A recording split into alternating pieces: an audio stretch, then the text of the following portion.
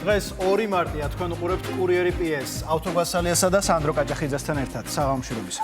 საღამომშვიდობისა. ოვალური კაბინეტიდან დაწყებული დიპლომატიური სკანდალი. ახლა ყველა ამაზე საუბრობს. დონალდ ტრამპისა და ვოლოდიმირ ზელენსკის მწვავე დაპირისპირება უკვე მესამე დღეა მსოფლიო მედიის მთავარი თემაა. განცხადებებმა, რომლის მსგავსით თეთრ სახლს არ ახსოვს, ცივილიზებული სამყარო ორად გაყო. დიპლომატია და პოლიტიკური მანევრი ერთმა ნაწილმა უკრაინის პრეზიდენტს, მეორემ კი ამერიკის პირველ პირს დაუწუნა. ხისტი გზავნილები, უხერხული მომენტები, ჟესტიკულაცია, ჩაცმის სტილი, განხილვის საგნად იქცა ორი პრეზიდენტის კამათში გადაზრდილი შეხვედრის ყველა დეტალი. ოვალურ კაბინეტში მიმდინარე მოლაპარაკებას მსოფლიომ პირდაპირ ეთერში მიადევნა თვალი. ჩაშლილმა მოლაპარაკებამ კი ყველა შოკირებული დატოვა. ჩაშალა ერთობლივი პრესკონფერენციაც და იშვიათ მინერალებთან დაკავშირებული შეთანხმებაც. მომხდარის შემდეგ არ არის გამორიცხული ვაშინგტონმა კიევის დახმარებების საკითხს გადახედოს. როგორ განიმუხტება გეოპოლიტიკური დაძაბულობა, უკრაინის პრეზიდენტის თვითმფრინავი ამერიკიდან პირდაპირ გაერთიანებულ სამეფოში გაფრინდა. დაგეგმილია შეხვედრა მეფე ჩარლზ მესამესთან. მირიან გორგოძე უერთდება კურიერი PS-ის სტუდიას. მირიან, საღამომშვიდობის. დავიწყოთ ბოლო ამბებით. ლონდონი ევროპელი ლიდერების სამიტს პასპინძლობს, სადაც მთავარი თემა ბუნებრივია უკრაინის საკითხი. რა ითქვა ამ შეხვედრაზე? პრინციპში ჩვენ შეგვიძლია ვთქვათ, რომ საბოლოო გადაწყვეტილებას ალბათ უახლოეს საათებში შევითხოვთ, თუ რა შეთანხმებამდე მივიდნენ ევროპელი ლიდერები, რომლებიც დღეს შეკრებილები იყვნენ ლონდონში, დიდ ბრიტანეთში, რადგან სულ რამდენიმე წუთის წინ მორჩა ეს შეხვედრა და დაიწყეს ევროპელმა ლიდერებმა შეხვედრის დატოვება. ჩვენ შეგვიძლია ვისაუბროთ თავად ამ სამიტზე და ვთქვათ, რომ ეს სამიტი არის საკმაოდ წარმომადგენლობითი, რომელიც დაინიშნა, შეიძლება ითქვას, საგანგებოდ. მას შემდეგ, რაც 28 თებერვალს თელმა მსოფლიომ პირდაპირ ეთერში იხილა თეთრ სახლში, ოვალურ კაბინეტში შეხვედრა და ის სცენები, რომლებიც პირდაპირ ეთერში გადაიცემოდა, რომელმაც ძალიან ბევრი გააოცა, ამის შესახებ ძალიან ბევრი ითქვა და ამ შეხვედრის შესახებ ამ დრომდე არ წყდება განცხადებები და შეფასებები. ამ შეხვედრის შემდეგ ლონდონში დიდი ბრიტანეთის ორგანიზებით ჩაინიშნა ევროპელი ლიდერების სამიტი. ეს არიან ის ადამიანები, ის პოლიტიკოსები, რომელიც შეიძლება ითქვას თამამად დღეისათვის განსაზღვრავენ ევროპულ საგარეო პოლიტიკას და უკრაინის პოზიციების გაძლიერება, მათ შორის მუდმივი სამხედრო მხარდაჭერა, გაზრდილი ეკონომიკური ზეწოლა რუსეთზე, მტკიცე ხანგრძლივი შეთანხმების საჭიროება, რომელიც უზრუნველყოფს უკრაინაში მუდმივ მშვიდობას და უზრუნველყოფს, რომ უკრაინამ შეძლოს შეაკავოს და თავი დაიცვას რუსეთის აგრესიისგან. ბუნებრივია, ის არის ასე ვთქვათ მთავარი ნარატივი, რის ირგვლივაც ასე ვთქვათ მოლაპარაკებების მაგიდას მიუსწნენ დიდ ბრიტანეთში ევროპელი ლიდერები, სწორედ ამ საკითხებზე მსჯელობდნენ. ისინი ბუნებრივია იყო, როგორც თავში აღნიშნეთ დასაწყისში, საკმაოდ წარმომადგენლობითი ეს შეხვედრა თავად დიდი ბრიტანეთის პრემიერ-მინისტრი, უკრაინის პრეზიდენტი, ასევე დანია, იტალია, ნიდერლანდები, ნორვეგია, ასევე შეხვედრას ისწრებოდნენ ჩრდილოატლანტიკური ალიანსის გენერალური მდივანი, ევროპული კავშირის ხელმძღვანელობა, ევროკომისიის პრეზიდენტი და ბუნებრივია, ჩვენ გქონდა შესაძლებლობა, რომ მოგვესმინა ის განცხადებები, რომლებიც მათ გააკეთეს ამ სამიტის დაწყებამდე და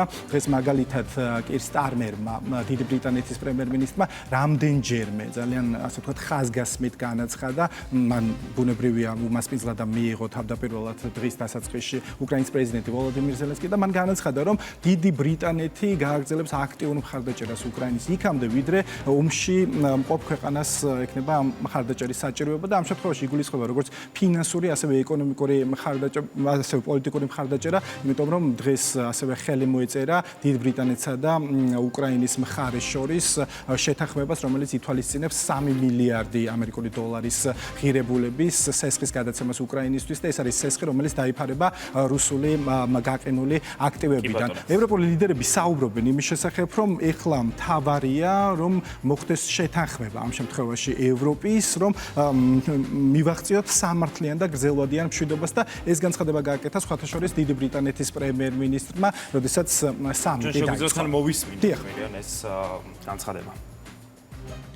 უკრაინისთვის კარგი შედეგის მიღება არ არის მხოლოდ სწორის და არასწორის საკითხი. ეს არის სასიცოცხლოდ მნიშვნელოვანი აქ წარმოდგენილი ყველა ქვეყნისთვის და ბევრი სხვისთვისაც. დღევანდელი შეხვედრა არის მაგიდის გარშემო გაერთიანების მომენტი, რათა ვიმსჯელოთ, როგორ შეგვიძლია მივახციოთ სამართლიან და გრძელვადიან მშვიდობას ერთად და დავრწმუნდეთ, რომ ჩვენ დაცული ვართ ნებისმიერი მომავალი რუსული აგრესიისგან. ჩვენ ასევე განვიხილეთ, როგორ შეგვიძლია აღმოუჩინოთ უკრაინას მეტი მხარდაჭერა ახლა, რადგან მიუხედავად იმისა, რომ რუსეთი საუბრობს მშვიდობაზე, ისინი განაგრძობენ თავიანთ უმოწყალო აგრესიას. მირიან, ესე იგი, ბოლო 3 დღე, როგორც მე და სანდრომ აღვნიშნეთ, მთელი მსოფლიო საუბრობს იმ შეხვედრაზე, რომელიც გაიმართა თეთრ სახლში. ტრამპი, ზელენსკი, აბსოლუტურად მოულოდნელი იყო ყველასთვის ასეთი გაგრძელება სცენარის, ყოველ შემთხვევაში ჩვენ ველოდებოდით პრესკონფერენციას და მთავარ განცხადებებს, იმიტომ რომ ეს იყო ის შეხვედრა, რომელსაც ძალიან დიდი ხანი თვეების განმავლობაში ჩვენ ველოდით. თუმცა ყველაფერი ისე არ წარიმართა, როგორც იყო მოსალოდნელი.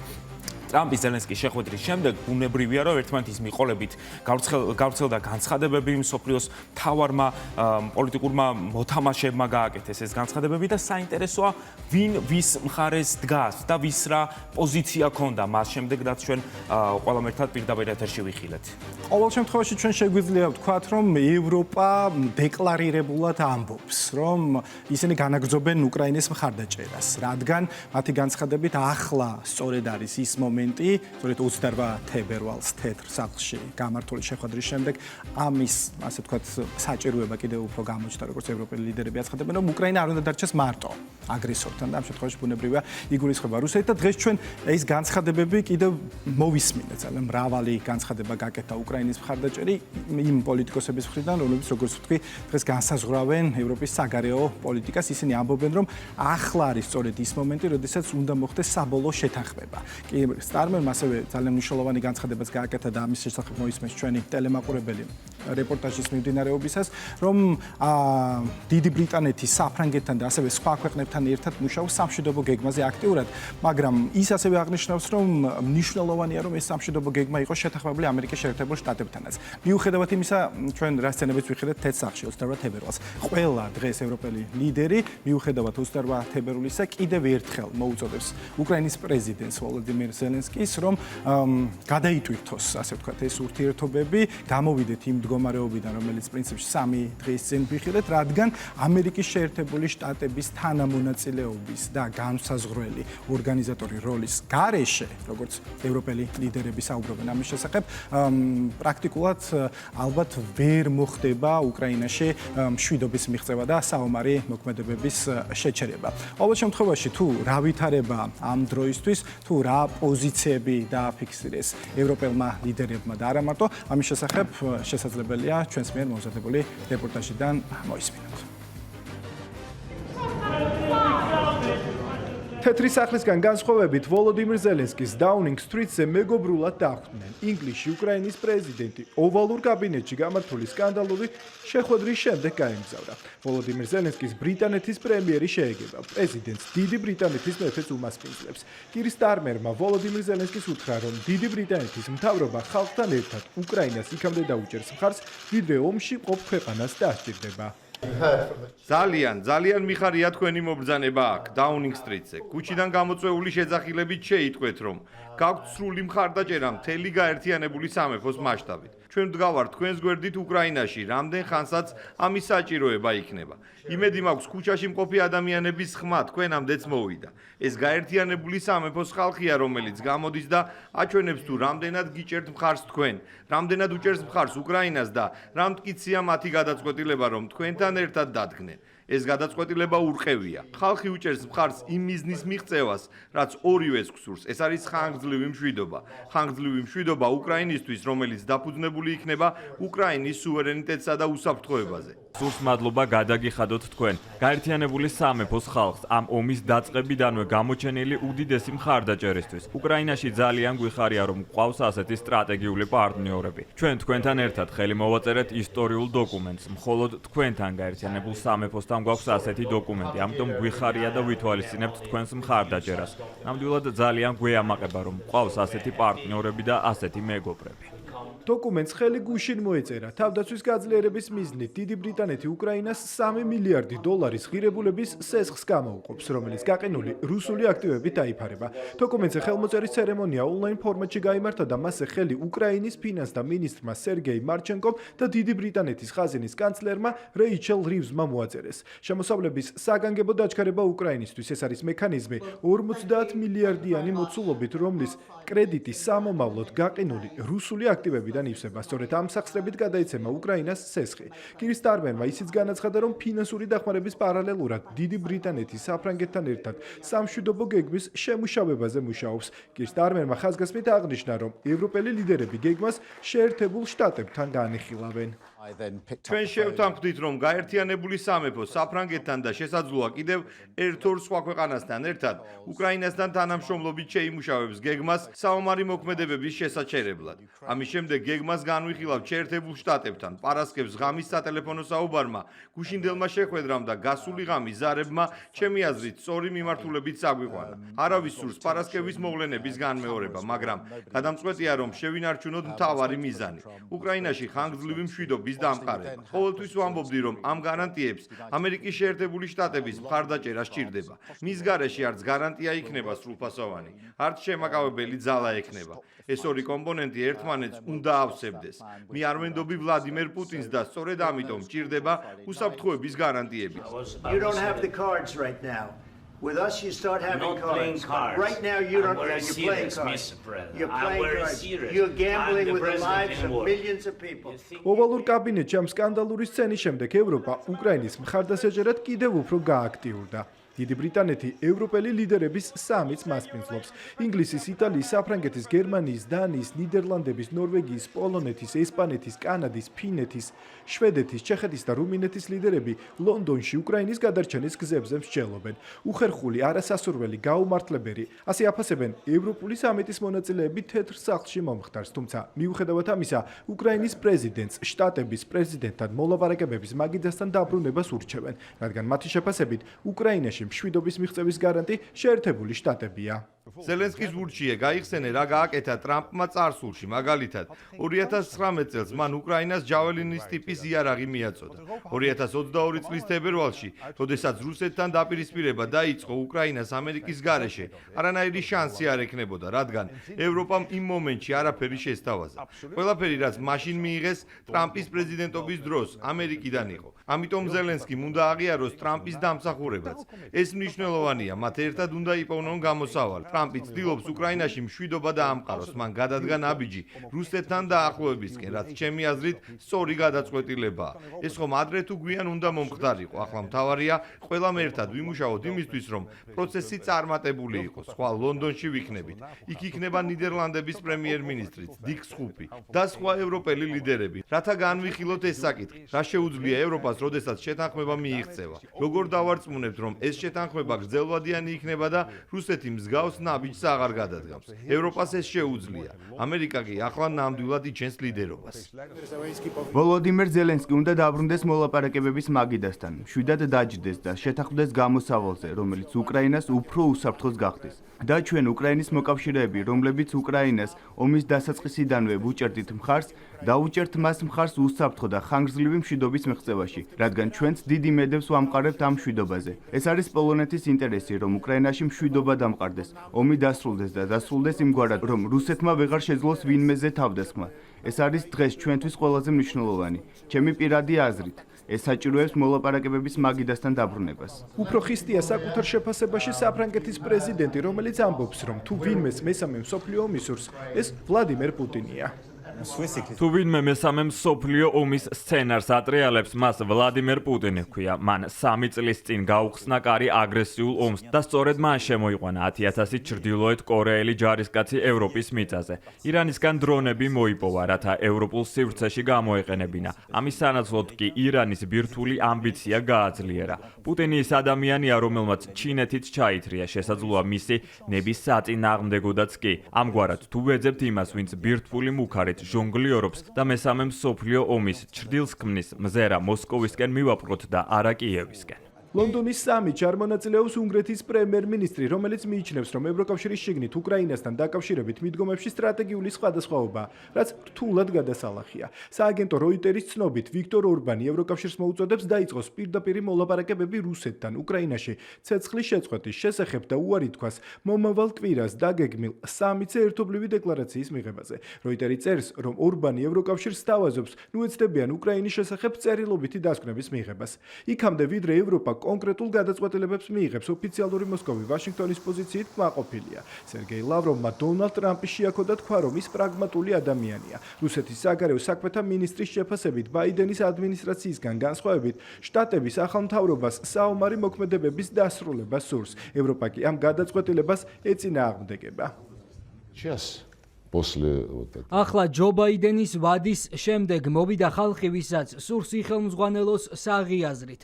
ისინი პირდაპირ ამბობენ, რომ უნდათ ყველა ომის დასრულება, უნდათ მშვიდობა. ვინ ითხოვს ბანკეტის გაგრძელებას ომის სახით? ევროპა. ევროპელი ლიდერების გეგმები უკრაინაში სამშვიდობოების შემოყვანის შესახებ არის თავხედობა, რაც რუსეთის წინააღმდეგ ომის გასაგრძელებლად კიევის რეჟიმის მიქსებაა. პრეზიდენტ დონალდ ტრამპს ყველაფერი ესმის. მისი თქმით, ჯერ ნაადრევია იმის თქმა, როდის დარეგულირდება კონფლიქტი. შეგიძლიათ განიხილოთ ეს საკითხი, მაგრამ მხარეთა თანხმობა იქნება საჭირო. ის სწორად იქცევა. როდის შეწყდება უკრაინის ტერიტორიაზე საომარი მოქმედებები? კითხვა ამ დრომდე უპასუხოდ რჩება. მოლოდინი, რომ 28 თებერვალს თეთრ სახლში უკრაინის პრეზიდენტის მისვლა მინერალებთან დაკავშირებით შეთანხმების მიღწევასთან სამშვიდობო გეგმასთან მიახლოვების წინაპირობა იქნებოდა, არ გამართლდა. შეთანხმების ნაცვლად მთელმა მსოფლიომ პირდაპირ ეთერის საშუალებით იხილა ის, რაზეც საუბარი კიდევ დიდხანს გაგრძელდება. შენ არაფერი იცი ამის შესახებ. ნუ მიგვითითებ, ჩვენ რას ვიგრძნობთ? ჩვენ ვცდილობთ, რომ პრობლემა მოვაგვაროთ. ნუ გვეუბნები, რას ვიგრძნობთ? არ გეუბნებით, მე ვპასუხობ მის კითხვას.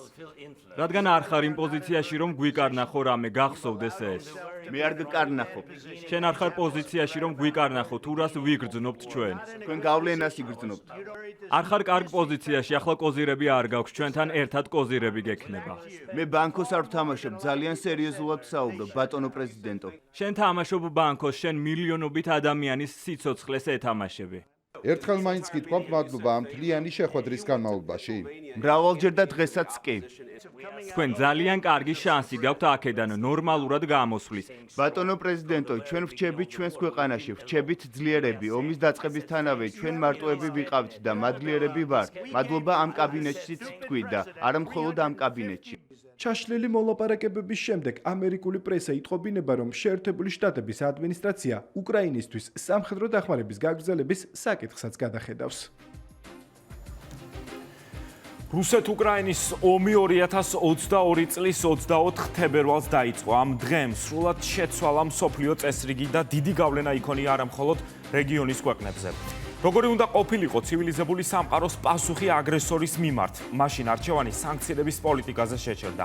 ომის დაწყებიდან 3 წლის თავზე კი უკვე მსჯელობის საგნად იქცა გაამართლა თუ არა სვლამ, რომელიც ოკუპანტის წინააღმდეგ მსოფლიო ქვეყნების ნაწილმა გადადგა.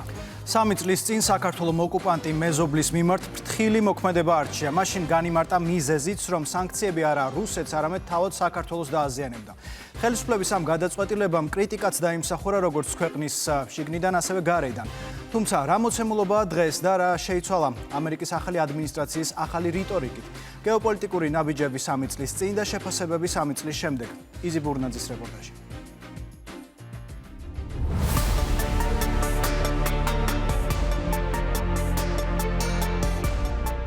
მაშინ როცა მსოფლიო ომსა და მშვიდობას შორის მკაფიო ზღვარსავლებს გეოპოლიტიკური მოცემულობაც იცვლება. მეხსიერება წარსულს, აწმყოსა და მომავალს მოიცავს, თუმცა როცა საქმე პოლიტიკურ ამნეზიას ეხება, მეცნიერული დასკვნებიც თავდაყირადგება. ასე მოხდა ახლაც. ის რაც ქართულმა ოპოზიციის ნაწილმა 3 წლის წინ თქვა, 3 წლის შემდეგ დაივიწყა.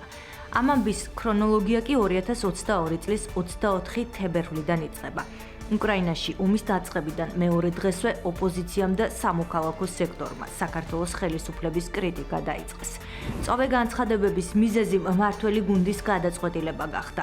ეროვნული და ეკონომიკური ინტერესების დაცვის მიზნით ხელისუფლებამ სახელმწიფოს ხელშეწყობით ომში მოხალისეების გაგზავნასა და რუსეთის წინააღმდეგ სანქციების დაწესებაზე უარი თქვა. ჩვენ გაუძელი ძალიან დიდ წნეხს იყო მოწოდებები რუსეთისთვის სანქციები უნდა დაგვეწესებინა და მოხალისეებით სავსე ჩარტერული რეისით თავრობის ოფიციალური თანხმობით უნდა გაგვეგზავნა უკრაინაში და ეს პირდაპირ ნიშნავდა რა თქმა უნდა რუსეთთან ესკალაციას და აქაც რა თქმა უნდა კითხვის ნიშნები ჩნდება რომ რატო ითხოვდნენ ამას მხოლოდ საქართველოსდან და არ ითხოვდნენ არც ერთი სხვა ქვეყნიდან ხო იქიდან გამომდინარე რომ ამითი რუსეთის პროვოცირება მოგვეხდინა ხოლო სანქციები ხა ჩვენ ეკონომიკას რომ დაანგრევდა ეს რა თქმა უნდა ყველასთვის ნათელია მაგრამ რა თქმა უნდა ესეც უკვე ირიბ დაპირისპირებაში შესვლას ნიშნავდა რუსეთთან. საჭირო იყო მეორე ფრონტი ომის დაწყებიდან სულ რამდენიმე დღეში. ზელენსკიმ გაიწვია საქართველოსდან უკრაინის ელჩი იმისათვის რომ ის აპროტესტო მუხტი რომელიც დაწყებული იყო უკვე ქუჩებში იქ უკვე ცეცხლზე ნავთი დაესხა და თქვენ კარგად გახსოვთ თუ რამხელა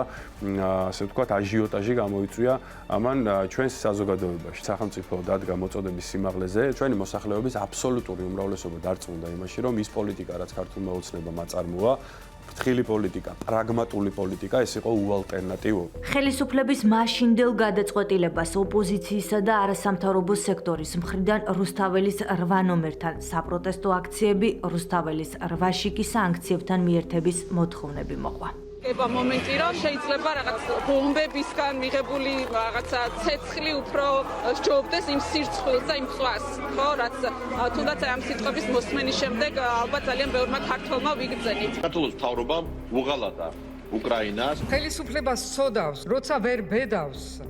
გამოხატოს ის, რასაც ჩვენი ისტორია და ღირსება გვკარნახობს. ამას გამართლება არ აქვს. ის რომ რამდენიმე პროდუქტს მწვანელს ვერ გავიტანთ რუსეთში, მე არ ვფიქრობ, რომ ეს იყოს ძალიან ძიმე დარტყმა. წარსული საზოგადოებას ქრონოლოგიურად შეახსენა პარლამენტის თავმჯდომარემაც. პირველმა კანონმდებელმა ვრცლად გაიხსენა ის ფაქტები, რომელიც მისი განცხადებით საქართველოს საომარ მოქმედებებში ჩართვის მცდელობებისკენ მოწოდებები იყო.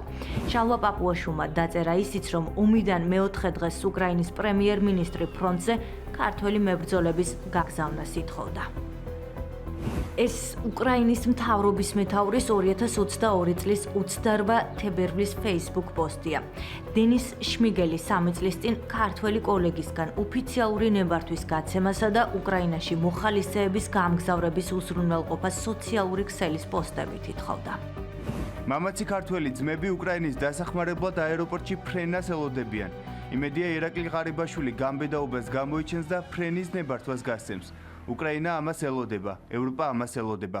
წარსულის მოწოდებებს ოპოზიცია აწმყოში ემიჩნევა. ერთიანობა ნაციონალურ მოძრაობაში აცხადებენ, რომ საქართველოსდან უკრაინაში მოხალისეების გაგზავნა არასდროს მოუთხოვიათ.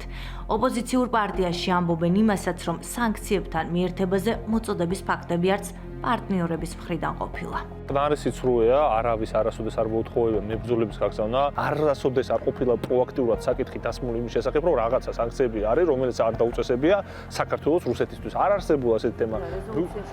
არა, გასაგებია, მაგრამ რეზოლუციაში რაც ჩაიწერა, მის განმარტებაც საინტერესოა სანქციებისგან, სანქციებთან დაკავშირებით, ხო, სანქციების მეხოს. ხო, ევროკავშირის სანქციებთან მიერთებაში რა იგულისხმებოდა კონკრეტულად, ანუ ევროკავშირთან სანქციების მიერთებაში შეიძლება გაგიქმებოდეს ისიც, რომ პარალელური იმპორტი არ უნდა იყოს გახორციელებული საქართველოს გამოყენებით.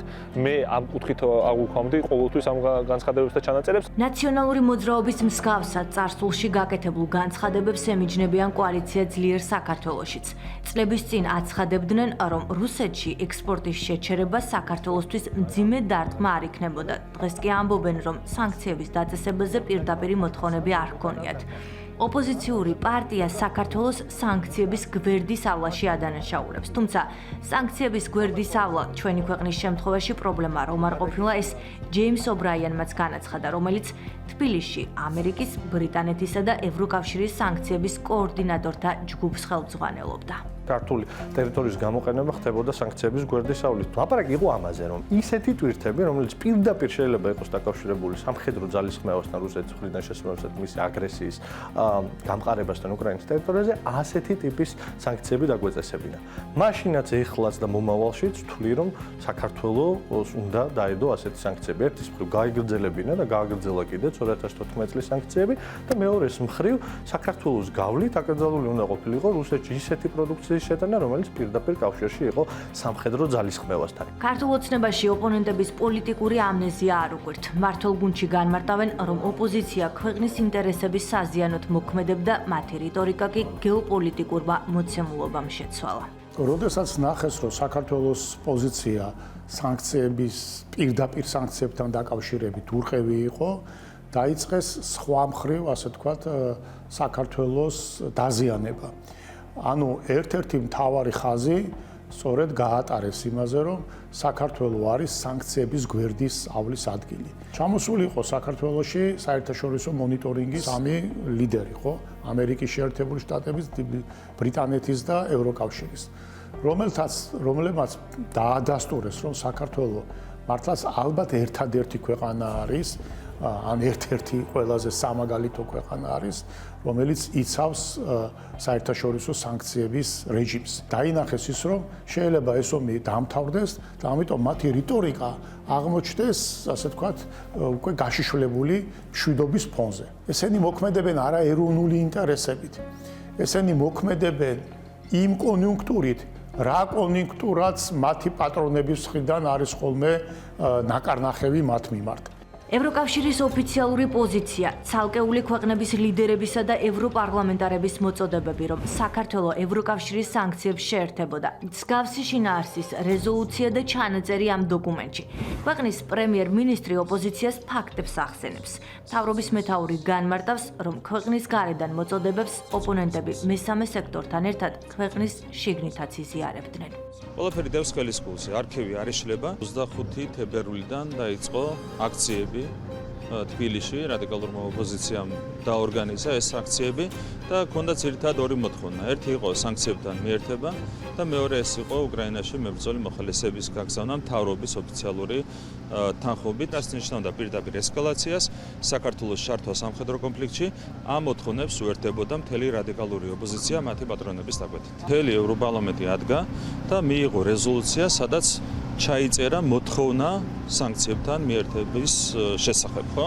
რაზე აქ საერთოდ საუბარი? მანამდე გახსოვთ თქვენ კონკრეტული პრეზიდენტების, კონკრეტული ევროპარლამენტარების და ბევრი სხვა პოლიტიკოსის თუ ბიუროკრატის განცხადება, რასაც დიდი მოწონებით ხვდებოდა რადიკალური ოპოზიცია. მაშინ, როცა ჩვენმა ქვეყანამ მშვიდობის ფასი ყველაზე მეტად იცის, თავად ოკუპაციის პირობებში მყოფი საქართველოს მხრიდან უკრაინის დახმარებაზე ფაქტები მეტყველებს.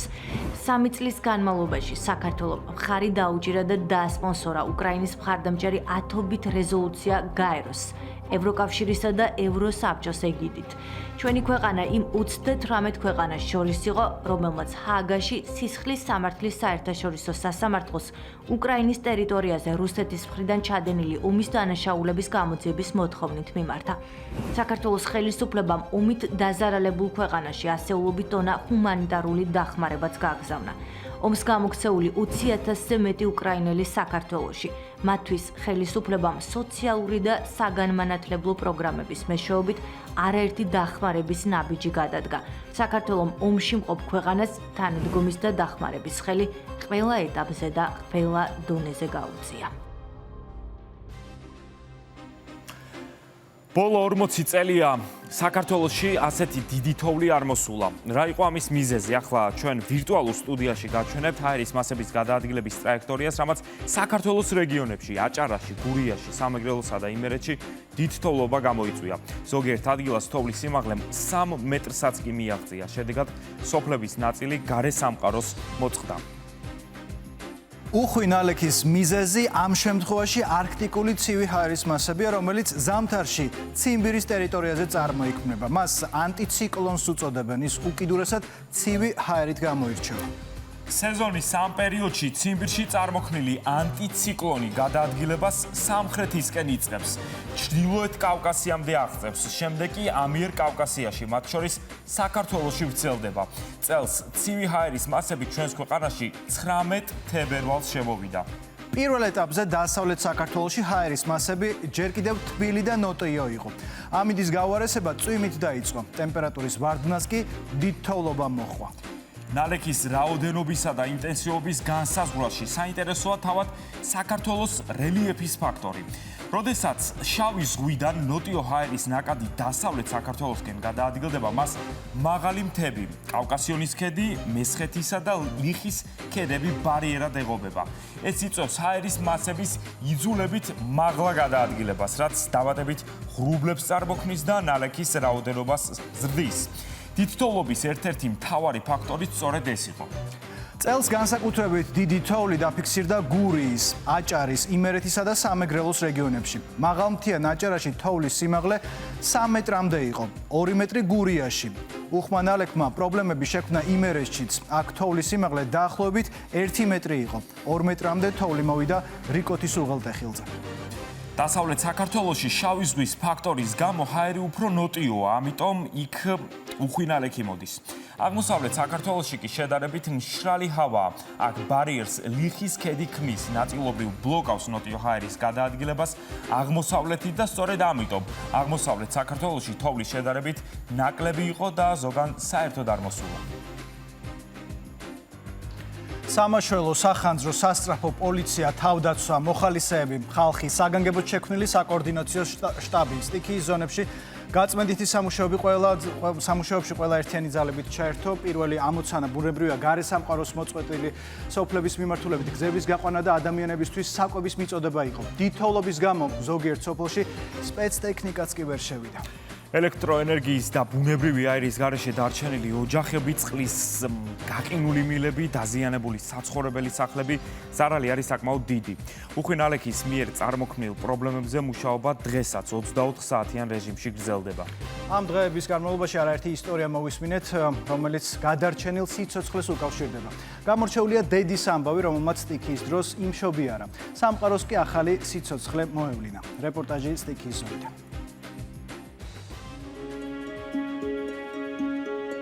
2025 წლის 25 თებერვალს დაიბადა დემეტრე სიხარულიძე. დიდ თოვლობაში. პატარა დემეტრე სამყაროს ჩოხატაურის კლინიკაში მიყვანიდან 5 წუთში მოევლინა. თუმცა გოგოლეს უბნიდან სამედიცინო დაწესებულებამდე გზა არც თუ ისე მოკლე და იოლი აღმოჩნდა. დედას მშობიარობა ზუსტად იმ დროს დაიწყო, როცა სოფელი 2 მეტრიანმა თოვლმა დაფარა და ყველა მისასვლელი გზა მთლიანად ჩაკეტა. ღამე ამ თვითამცელი დაახლოებით ესე 2 საათისთვის. გამოვიძახეთ მე სასტრაფოს, რომ არა ჩემი მეზობელი, რომელმაც ტრაქტორით მიმიყვანა იქამდე, რა ქვია. სასტრაფოს მანქანამდე არ ვიცი რომ ეშველებოდა. მარიამ თათარაშვილს სასტრაფო დახმარების ბრიგადა გოგოლეს უბნის მისასვლელთან ელოდა. მაშველები სახლამდე გზის გაწმენდას ცდილობდნენ, თუმცა დრო არ ითმოდა. საბოლოოდ მშობიარე ქალის სასტრაფოს მანქანამდე მეზობლის ტრაქტორით მიიყვანეს. იქიდან კი სასტრაფომ ჩოხატაურის კლინიკაში გადაიყვანა. იყო მუხლამდე, ალბათ წელამდე. ასე ტრაქტორამდე მივედი, გამიკვალეს გზა მაშველებმა და ჩემმა მეუღლემ იმით ლაფატკებით. მივედი ტრაქტორამდე და მერე მიმიყვანა ტრაქტორმა გზამდე გამომიყვანა, სადაც მელოდებოდა სასტრაფო. სასტრაფოს ექიმები რო არ ყოფილიყვნენ, არ ვიცი რა მეშველებოდა. ვერ მოვდიოდი, ფეხი ვერ გადმოვდგი. გურიაში მოულოდნელად მოსულმა უხმა ნალექმა ათობით სოფელი სტიქიის ზონა დაქცია. მაშველები ხალხის დახმარებას და გზის გასუფთავებას სპეცტექნიკის გამოყენებით ცდილობდნენ, თუმცა ინტენსიური თოვა დამატებით პრობლემებს ქმნიდა. წინა წლებში არ მახსოვს მე პირადად ასეთი თოვლი დაეხლა. შემდეგ მეორე დღეს რო გამძაფრდა და კიდევ დაემატა ერთი იმდენი, მერე უკვე დავიზაფრეთ ყველა. მაშველები, პოლიცია, სასტრაფო, მოხალისეები ერთკვირიანი სტიქიის დროს ყველა ერთად მუშაობდა. მთავრობის გადაწყვეტილებით შეიქმნა საგანგებო შტაბი. მათ მუშაობაში იყო ჩართული პრემიერ-მინისტრი, რომელიც სტიქიის ზონაში იმყოფებოდა. მიღებული ინფორმაციის საფუძველზე სამაშველო ჯგუფებმა თითოეულობაში ჩარჩენილი არაერთი ადამიანის სამშვიდობოს გამოიყვანეს. სტიქიამ არაერთი სახლი დააზიანა. გარესამყაროს მოწყვეტილი იყო სოფელი ჩოჩხატიც. იმედის პირველი სხივი კი მაშინ გამოჩნდა, როდესაც ადგილობრივებმა სოფლის მისადგომებთან სამაშველო სამსახურისა და სპეციალური ტექნიკის ხმა გაიგეს.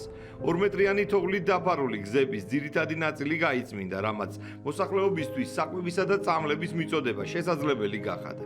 ჩაკეტილ სივრცეში აღმოჩნდნენ მოხუცები, კაცები, ქალები და ბავშვები. ციცო, არ გაშინია! არ გაშინია, არა! მძიმე დღეების მიუხედავად, გურულები ჩვეულ ოპტიმიზმს მაინც არ კარგავდნენ. გადმოდგენ თევზე, მესპეცინცეზე, შენი ქართველი გმირები. ვარდისად ნახე. პავლი თოვლში, სტიქიის დროს მოიცალეს სიყვარულისთვისაც. შემოვიდა. ღმერთო ჩემო პროდუქტი უფრო მიხარია თუ ვარდი.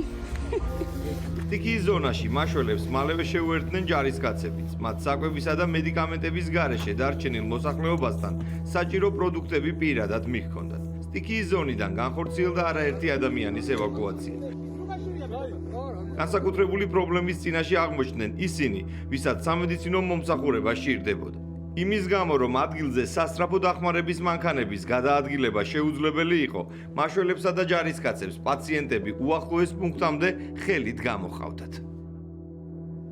სოფელ სურებიდან მეხანძრე მაშველებმა ადგილობრივი მამაკაცი გამოიყვანეს. პაციენტი საავადმყოფოში სასაზღვრო პოლიციის ვერტმფრენით გადაიყვანეს. მაშველები და თავდაცვის ძალები ჩაერთნენ სახლების სახურავების გადათოვლის პროცესშიც. თითოეულობამ რეგიონში არაერთი საცხოვრებელი დააზიანა. ერთკვირიან სტიქიას მსხვერპლის გარეშე არ ჩაუვლია. სოფელ კონჭატში მეზობლის სახლის გადათოვლის დროს სახურავი ჩავარდა, რამაც მამაკაცის სიცოცხლე იმსხვერპლა. სტიქიამ მთელი საქართველო გააერთიანა მოსახლეობის დახმარებას და მათთვის საკვების მიწოდებას ცდილობდნენ როგორც ადგილობრივი, ისე სხვადასხვა რეგიონიდან ჩამოსული მოხალისეებიც.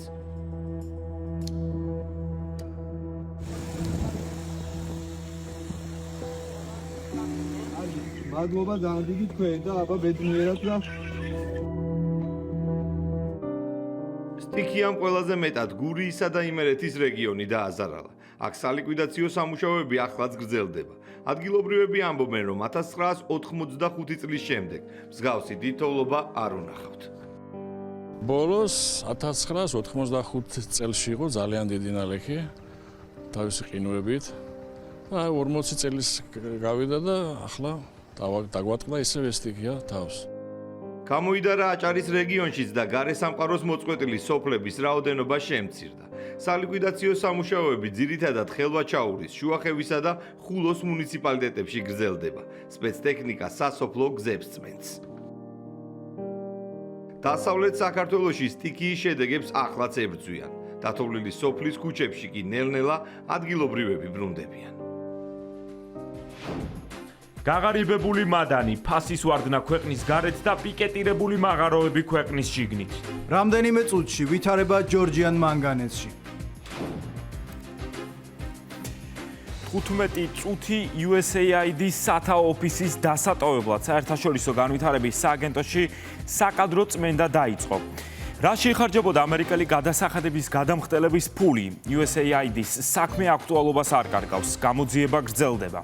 ოფისის დაცლის პროცესი USAID-ის თანამშრომლების მხარდამჭერთა აქციის ფონზე მიმდინარეობდა. მათი უმეტესობის გათავისუფლების განკარგულება კი დონალდ ტრამპმა გასცა. ახლა კონგრესმა და მთავრობის ეფექტიანობის დეპარტამენტმა უნდა გამოიძიონ, რა შეიხარჯებოდა მილიონობით დოლარი და რა მიზნებს ემსახურებოდა ამერიკული რბილი ძალა შეერთებული შტატების ფარგლებს გარეთ. მოკლევის დასრულებამდე სააგენტოს პროექტების 90%-ზე მეტი გაყინული დარჩება. შენარჩუნდება მხოლოდ ჯანდაცვის და სასიცოცხლოდ მნიშვნელოვან დახმარებაზე გათვლილი პროგრამები. ყველა თანხმდება, რომ განვითარების სააგენტომ წლების განმავლობაში არაერთი ღირსეული საქმე გააკეთა. თუმცა ბრალდებები, რომლებიც USAID-ის ირგვლივ ჟღერდება, საკმაოდ მძიმეა. ტერორიზმის დაფინანსება, ცენზურა, სხვა ქვეყნების არჩევნებში ჩარევა, მსოფლიოში რეჟიმების შეცვლის მცდელობა, ექსტრემისტული და რადიკალური ჯგუფების მხარდაჭერა, ისინი ბრალდებების არასრული ჩამონათვალია, რომლებშიც ილონ მასკის დეპარტამენტმა მეტი სიცხადე უნდა შეიტანოს.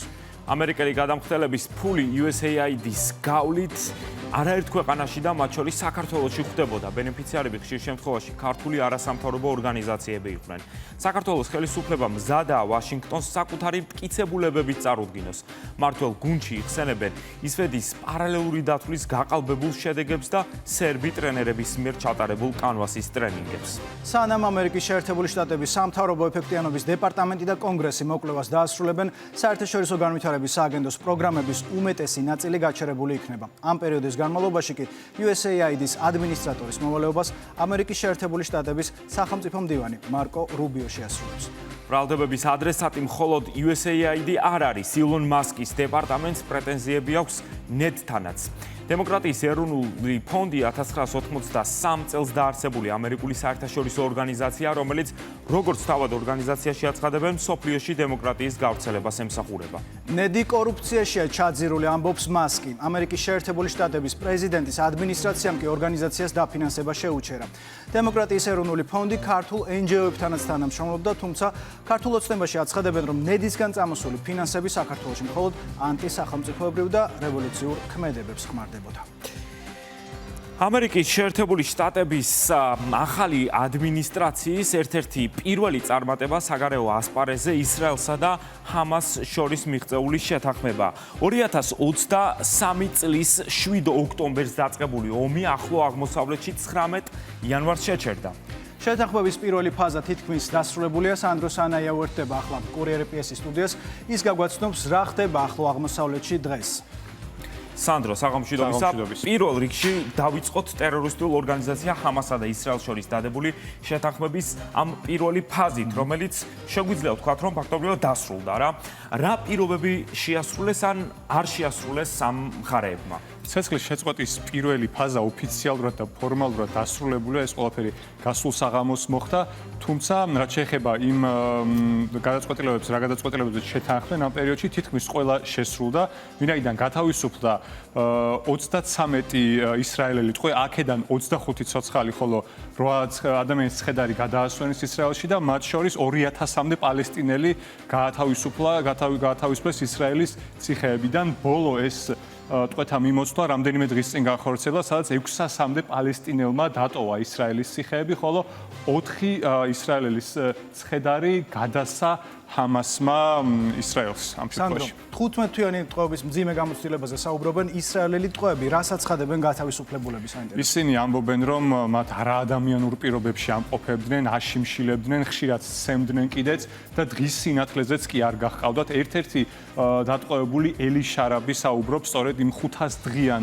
ტყვეობაზე, როდესაც ის იმყოფებოდა ჰამასის ტყვეობაში. სწორედ ეს ადამიანი არის, რომელმაც თითქმის 1 წელიწადზე მეტი გაატარა ჰამასის ტყვეობაში. კი ხედავდით რომ განსხვავება როგორი ტყვეობამდე ტყვეობის შემდეგ 30-ზე მეტი კილოგრამი აქვს მადაკლებული და შეგვიძლია ახლა თავად ელი შარაბის კომენტარი მოვისმინოთ, რომელიც ჯერ კიდევ გუშინ გავრცელდა ინტერნეტში. ისინი დღეში რამდენჯერ მეგცემდნენ, გვირტყამდნენ, ნეკნები დაამიმტრუეს, მაგრამ ამას მნიშვნელობა არ ჰქონდა. მთავარი გამოწვევა შიმშილი იყო, თხოვდი პურის ნატეხი მაინც მოეცათ. პირველი 3 დღის განმავლობაში ხელფეხი შეკრული მქონდა. ტკივილისგან ვერც კი ვიძინებდი, ყოველი მოძრაობა აუტანილ ტკივილს მგვრიდა. ისე ძლიერად გაგუკოჭეს, რომ ჭრილობებიდან სისხლი მდიოდა. თუმცა ეს მხოლოდ ერთი ადამიანის ისტორია არის და ამ ეტაპისთვის 60-მდე ტყვე რჩება ჰამასის კონტროლის ქვეშ. აქედან ვარაუდობს ისრაელი, რომ ნახევარზე მეტი გარდაცვლილები არიან უკვე, ხოლო რაც შეეხება პალესტინელ პატიმრებს, ათასობით არიან ისინი ისრაელის ციხეებში განაწილებულები და ამ ეტაპისთვის ჯერჯერობით უცნობია, როგორ განვითარდება მოვლენები, ვინაიდან კაიროში მიმდინარეობს განხილვა იმისა, თუ გაგრძელდება პირველი ფაზა, თუ დაიწყება ცეცხლის შეწყვეტის უკვე მეორე ფაზა, ამაზე მოვლენათა განვითარება შესაბამისად უკვე გაიგებს ჩვენი მაყურებელი მომდენო დღეებში. მადლობა სანდრო, ახლო აღმოსავლეთში არსებული ვითარების შესახებ სანდრო სანაია საუბრობდა ჩვენს სტუდიაში. ჩასაფრება სანადირო თოფით და შვილის თანდასწრებით მოკლული ცოლი და სიდედრი. რამდენიმე წუთში გაიგებთ, რა სიტყავს უვადო პატიმრობა მის ჯილის ოჯახი. ჭიათურაში უკვე 1 წელია სამთო-მოპოვებითი სამუშაოები შეჩერებულია. ქვეყნის გარეთ წიაღისეულზე მოთხოვნის შემცირებას და ფასების ვარდნას თან ერთვის მაღაროების ერთწლიანი ბლოკირებაც ადგილობრივებისა და დასაქმებულების ნაწილის მიერ პარალიზებულმა სამუშაოებმა მადნის მომპოვებელ კომპანიას მძიმე ფინანსური პრობლემები შეუქმნა. საწარმო, რომელიც მთელს ქვეყანაში ერთ-ერთი უმსხვილესი დამსაქმებელი ახლა სერიოზული გამოწვევების წინაშე დგას. 2024 წლის მარტიდან სამუშაოების შეჩერების მიუხედავად კომპანია ნოემბრის თვემდე სრულად ანაზღაურებდა დასაქმებულთა ხელფასებს. ნოემბრიდან დღემდე კი გასცემს ხელფასების 60%-ს. კომპანია ამჟამად სრულ წაგებაზე მუშაობს. კომპანია ჯორჯიან მანგანეზი მძიმე ფინანსური კრიზისის წინაშე პირველად მაშინ აღმოჩნდა, როცა საერთაშორისო ბაზარზე ფეროშენადნობების ფასი რეკორდულად დაეცა, რამაც წარმოება მნიშვნელოვნად წამგებიანი გახადა. 2022 წელს დაწყებულმა კრიზისმა ჭიათურაში ისედაც არარენტაბელური მადნის მოპოვების პროცესი შეაჩერა. ამის მიუხედავად, ათასობით დასაქმებულს ჯორჯიან მანგანეზი ხელფასის 60%-ს მაინც უნაზღაურებდა. რამდენიმე თვეში კი გლობალური კრიზისის მიუხედავად საწარმომ თანამშრომელთა ხელფასის არათუ საწყის ნიშნულზე დაბრუნება არამედ 11.9%-იანი ზრდით შეძლო. 2022 წლის დეკემბერში ფეროშენადნობების ბაზარზე უპრეცედენტო კლება მოხდა ფასების კუთხით, ფასები ფაქტიურად განახევრდა, ასევე შემცირდა მოთხოვნა ჩვენს მიერ წარმოებულ პროდუქციაზე და კომპანია გახდა იძულებული, რომ ის მიმართულებები, რაც წამგებიანი იყო, კერძოდ კი ჭიათურის მიმართულება გაჩერებულიყო. იანვრის თვეში მოხდა ეს გაჩერება, მაგრამ მიუხედავად ამისა მოხდა 60%-ის ოდენობით ხელფასების შენარჩუნება თანამშრომლებისთვის. ზაფხულში კომპანიამ შეძლო, რომ ჭიათურის მიმართულებაზე აღდგენილიყო დასაქმებულთათვის 100%-იანი ხელფასების გაცემა. მაშინ როცა კომპანია გარე ფაქტორებიდან მომდინარე გამოწვევების დაძლევაზე მუშაობდა, ჭიათურაში თავი შიდა პრობლემებმა იჩინა. წინა წლების სახელფასო ფონდის ზრდის მიუხედავად, დასაქმებულების ერთმა ნაწილმა ხელფასების კიდევ ერთხელ 40%-ით გაზრდა მოითხოვა. ადგილობრივების ნაწილს კი გაცემული კომპენსაციების ოდენობა ეცოტავა. 2024 წლის მარტიდან ისინი რადიკალურ ქმედებებზეც გადავიდნენ და მაღაროების პიკეტირებაც დაიწყეს. 12 მოქმედი მაღაროდან გაჩერდა 7 მაღარო. კომპანიაში ამბობენ, რომ ამ დროიდან მუშაობა კიდევ ერთხელ გაჩერდა, თუმცა ამ შემთხვევაშიც დასაქმებულები ხელფასის 60%-იან ანაზღაურებას კვლავ იღებენ. 2019 წლიდან კომპანიას ეზრდებოდა სახელფასო ხარჯები, თუმცა წარმოების მაჩვენებლები უფრო და უფრო იკლებდა ყოველ წელს. ზუსტად ამიტომ ექსპერტებთან ერთად შემუშავდა ისეთი გეგმა, სადაც თანამშრომლებს შეუმცირდათ სამუშაო საათები, თუმცა ანაზღაურება დარჩათ იგივე. ეს ცვლილებები გვინდოდა გაგვეტარებინა 2023 წელს, მაგრამ თანამშრომლებმა არ მოინდომეს ამ ცვლილებებზე წამოსვლა და მივიღეთ გაფიცვა და საკმაოდ რადიკალური ნაბიჯები მათი მხრიდან. ფინანსური კრიზისის დაძლევის მიზნით ჯორჯიან მანგანეზმა საქმეში გამოცდილი უცხოელი სპეციალისტებიც ჩართო. მოწვეული კომპანიის ერთ-ერთი მთავარი მიზანი მანგანუმის ნედლეულის თვითღირებულების გაიაფება იყო. უკვე წლებია ჭიათურაში მადნის მოპოვება არარენტაბელური არის და ზარალიანია. აღნიშნული პრობლემების აღმოსაფხვრელად ჩვენ შემოვიყვანეთ ჭიათურაში გამოცდილი უკრაინელი სპეციალისტები აი ამ სფეროში. ჩვენი ამ უკრაინული კომპანიის შემოყვანის მთავარი მიზანი იყო, რომ გაგვეიაფებინა ჩვენი კონცენტრატის თვითღირებულება. დასაქმებულების ნაწილი პრობლემების დაძლევას კვლავ პროტესტის რეჟიმში ცდილობს. მოთხოვნები ჯერ არ გაუჟღერებიათ, თუმცა ამბობენ, რომ ხელფასის 60%-იანი ანაზღაურება მიმდინარე თვეში დაგვიანდა. თავარ მოთხოვნებზე კი, როგორც ჩანს, პროტესტის მონაწილეებს შორის ჯერ აზრთა სხვადასხვაობაა. 60% მართლაც რასაც მართლა მოთხოვნილად გვიგდებენ, ეგეც კი არ დაურიცხეს უკვე ხალხს 15 წუთში უნდა დარიცხულიყო, თუმცა ეხა ჩვენი მოთხოვნა არ არის ხელფასი, აქ უფრო ფუნდამენტური მოთხოვნები იქნება. მაღაროებმა თუ არ გაიშვა და არ იმუშავა, ჩათვალე ჭიათურა მყარია. 60%-ს გვაძლევდნენ 1 ნოემბერს, რომ დაგვითხოვეს მის მერე. სამი თუ ჩაოლებრივად ავიღეთ 60% და ეხლა არ აგვიღია ეს თებერვლის და მარტი რა იქნება ვნახოთ კიდე. ფინანსური პრობლემების დაძლევაზე კომპანიაში მუშაობა ამჟამადაც გრძელდება. მათ შორის მოლაპარაკებები მიმდინარეობს ფინანსური ინსტიტუტებთან, რათა სამუშაო პროცესის შეჩერების მიუხედავად დასაქმებულების ანაზღაურების 60%-იანი რეჟიმი შენარჩუნდეს. მადნის მომპოვებელ კომპანიაში კურიერი PS უთხრეს, რომ პარალიზებული მაღაროების მიუხედავად ბოლო 1 წლის განმავლობაში ხელფასის სახით კომპანიამ 83 მილიონ ლარამდე გასცა. მენეჯმენტი კრიზისის გაღრმავების ერთ-ერთ მთავარ მიზეზად ჭიათურაში მაღაროების პიკეტირებას ასახელებს, რომელიც ამ დრომდე გრძელდება. ჯამში საუბარია 7 მაღაროს პარალიზებაზე. აღმოჩნდა რომ გადაკეტილი აქვთ მაღარო იმ ადამიანებს, ვისაც უკვე აღებული აქვთ ავანსის სახით ეს თანხები და შესაბამისად ისინი დამატებით ითხოვენ, რამაც ჩიხურ სიტუაციამდე მიგვიყვანა და ფაქტობრივად კომპანიამ ამ პირობებზე ვერ წავიდოდა, რის გამოც დღემდე გაჩერებულია და პიკეტირება მიმდინარეობს ამ მაღაროების. ჩვენ არ დავამალავთ რომ კომპანია ფინანსურ კრიზისს ებრძვის და რომ შექმნილი ვითარება მეტად ართულებს კომპანიის შესაძლებლობას საფინანსო სექტორიდან იღოს დაფინანსება ხელფასების გასაცდომებლად. ვიტყვით იმასაც, რომ 2024 წლიდან დღემდე კომპანიას მარტო ხელფასებში გაჩერებულ კომპანიაში გადახდილი აქვს უკვე 82.6 მილიონი ლარი და მასთან ერთად ყოველთვიურად იხდის დაზღვევას, რაც შეადგენს 270,000 ლარს. ჩვენ გვესმის და გვადარდებს ჭიათურული მაღაროების მდგომარეობა და საბოლოოდ შეთანხმებით უნდა მივიღოთ გადაწყვეტილება შემდგომ ოპერირებასთან დაკავშირებით. ჯორჯიან მანგანეზი იმერეთის რეგიონში და მთლიანად საქართველოში ერთ-ერთი ყველაზე მსხვილი დამსაქმებელია, თუმცა კომპანია ამჟამად სრულად წაგებაზე მუშაობს. მეორედ ნაჩუქარი სიცოცხლე, მეუღლისთვის გადანერგილი თირკმელი, იშვიათი თავსებადობა და წარმატებული ოპერაცია. ნამდვილი სიყვარულის, ნამდვილი ისტორია, რამდენიმე წუთში. და დავუბრუნდეთ დღის და კვირის მთავარ თემას. გაერთიანებულ სამეფოში ევროპელი ლიდერების სამიტი რამდენიმე წუთის წინ დასრულდა. სულ ახლა ხანს მედიისთვის კომენტარი გააკეთა ბრიტანეთის პრემიერ-მინისტრმა და დახმარების ახალი პაკეტის შესახებ განაცხადა. არ განვიხილავ ამერიკას არასანდო მოკავშირედ. არ არსებობს ორი ქვეყანა ისე მჭიდროდ დაკავშირებული, როგორც ჩვენ ორი. ერთად მოვისმინოთ კიდევ რა თქვა კირ სტარმერმა. The purpose of today's meeting was to unite our partners. ამ დღეებში გამართულმა დისკუსიებმა აჩვენა, რომ დიდი ბრიტანეთი და საფრანგეთი იმუშავებს უკრაინასთან ერთად სამშვიდობო შეთანხმებაზე და ჩვენ აუცილებლად განვიხილავთ ამ გეგმას ამერიკის შეერთებულ შტატებთან. ეს შეხვედრა იმსახურება იმას, რომ ერთობლივად მივახციოთ მშვიდობას, რაც ბუნებრივია ყველასთვის კარგი იქნება. გუშინ ჩვენ მოვაწერეთ ხელის შეთანხმებას, რომელიც უზრუნველყოფს სესხს უკრაინისთვის სამხედრო დახმარების მიმართულებით. სესხის დაფარვა მოხდება გაყინული რუსული აქტივებიდან.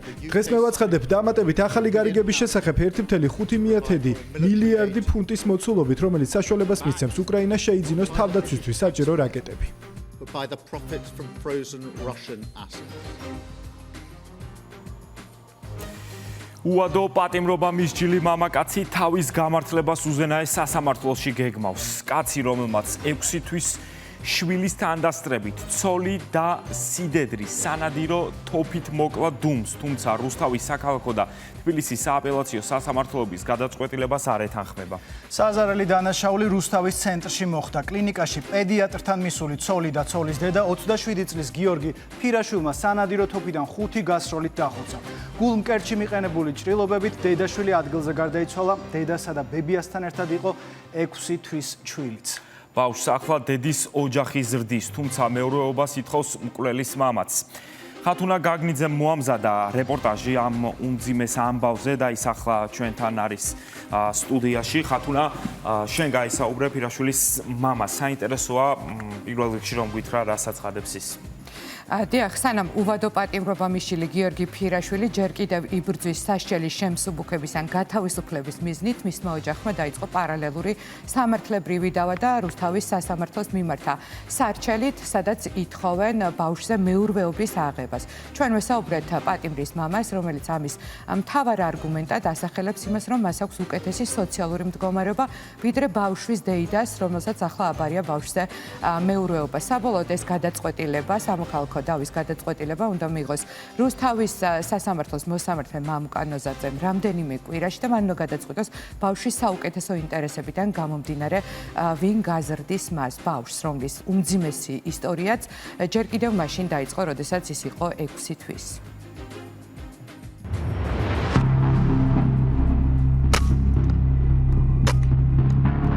სიდედრი და მეუღლე დაუქოცე. გიორგი ფირაშვილმა მიიღო უვადო თავისუფლების საყვეთა, იმიტომ რომ მან სიცოცხლეს გამოასალმა 20 წლის ახალგაზრდა გოგონა მარიამ სოფრომაძე და ამით სამუდამოდ ობლად დატოვა მარიამ სოფრომაძისა და თავისი საერთო შვილი, რომელიც მკვლელობის მომენტში მხოლოდ 6 თვის იყო.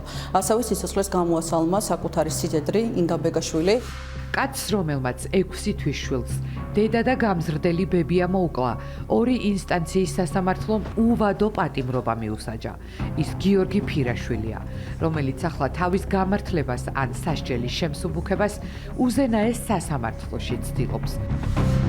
სასტიკი დანაშაულისთვის მსჯავრდებულის ოჯახი კი ობლად დარჩენილ ბიჭზე მეურვეობისთვის იბრძვის, ბავშვზე, რომელსაც დედის მკვლელობის შემდეგ დეიდა ზრდის.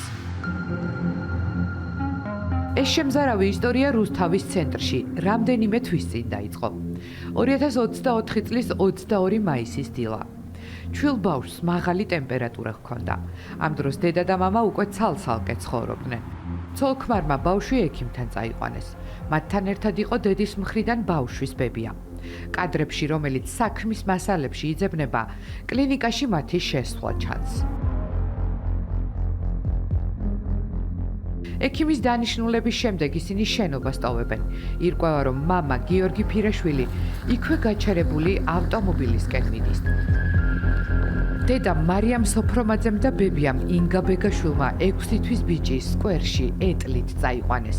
გამოძიების ინფორმაციით, სულ რამდენიმე წუთში მათ უკნიდან სანადირო თოფით შეიარაღებული გიორგი ფირაშვილი მიეპარა და სროლა დაიწყო.